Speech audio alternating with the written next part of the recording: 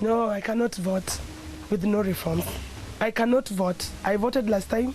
They came here, they shot people. And I watched that. I'm not voting because Raila said we don't vote. I'm now 29 years old. I know everything that happens. And again, I read my constitution. I work with my constitution everywhere. As much as I don't have PhD, but I want to understand what is there. And I understand it. So I'm not going to vote. And I'm going even to plead with other people, like my mother, who didn't go to school, who doesn't understand anything, and tell her don't vote.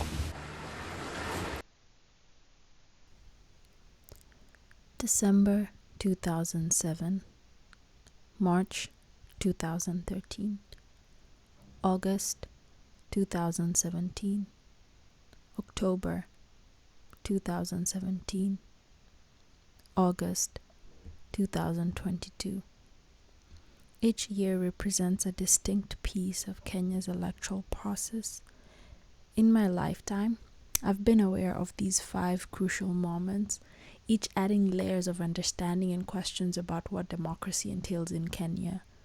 Through the years, from a child's curious eyes to an adult's more discerning gaze, the essence of these political seasons has unfolded before me, revealing layers of hope, division, and the pursuit of change. As I sit here, piecing this puzzle together, the metaphor becomes strikingly clear. Each election, with all its unique challenges and outcomes, is a piece of a larger picture I keep trying to understand and complete.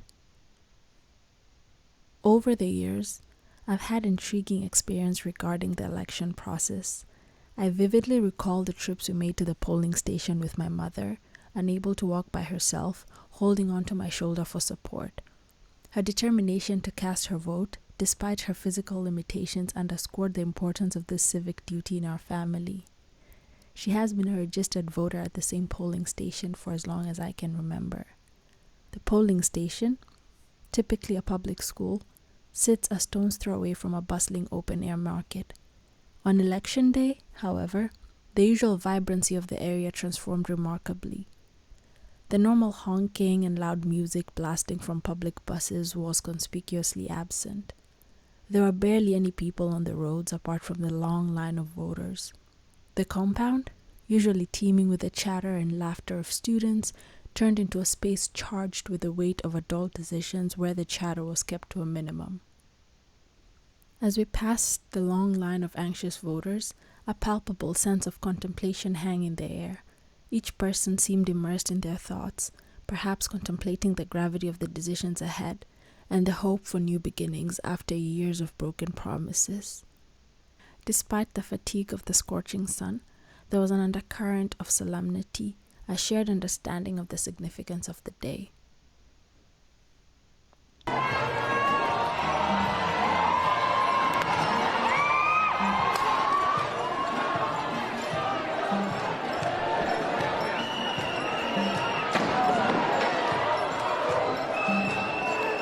In August of 2022, I defied my mother's advice and returned home. Despite my initial inclination to participate in the election, the specter of uncertainty loomed large. The tension was palpable, the streets quieter, as if holding their breath, something eerily familiar. Yet, the act of voting, of adding one's voice to the chorus of democracy, felt like a defiant whisper of hope against the backdrop of our country's complex political landscape. Ultimately, I ended up leaving the day before the election as a precautionary measure against potential upheaval.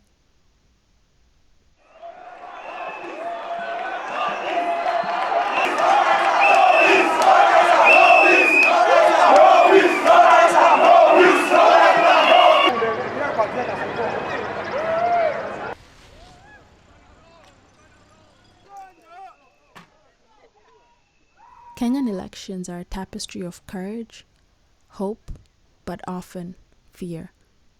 The imagery of voters lining up before dawn, of Kenyans traversing distances to cast their votes, speaks volumes of our commitment to democracy. Yet, the shadow of past violences looms large, prompting reflection on the deep-seated divisions that challenge our unity and progress. I know quite a number of people who are languishing in poverty And there were people who were well off, there were people who had properties, there were people who they were all modeled by that time. But they are languishing in total poverty because some of their property was destroyed. Some of their loved ones were killed, raped, maimed, name it all.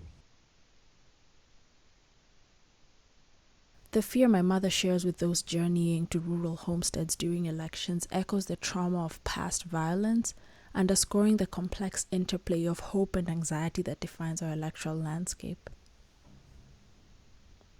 As I piece this puzzle together, each election a piece, each experience a nuanced shade, I grapple with the contradictions of our democratic journey. The election process once seemed like a simple civic duty, but now reveals itself to be haunted by social and political complexities. Through this lens, I seek to understand and narrate the story of our elections, not just political events, but as milestones in our collective quest for a more peaceful election, as a hope that maybe the ethnic divide will eventually heal, and elections will no longer turn multi-ethnic cities into ghost towns.